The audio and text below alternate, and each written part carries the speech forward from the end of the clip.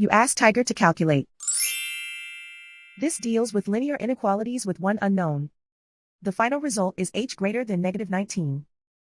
Let's solve it step by step. Simplify the expression. Expand the parentheses.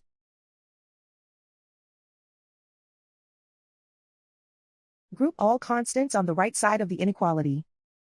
Add 18 to both sides.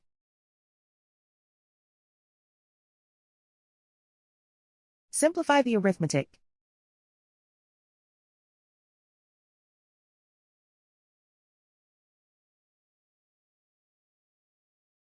Convert the h into a positive number. Multiply both sides by -1. Whenever you multiply or divide by a negative, reverse the inequality sign.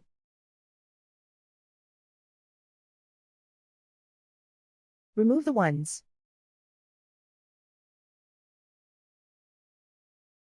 Simplify the arithmetic.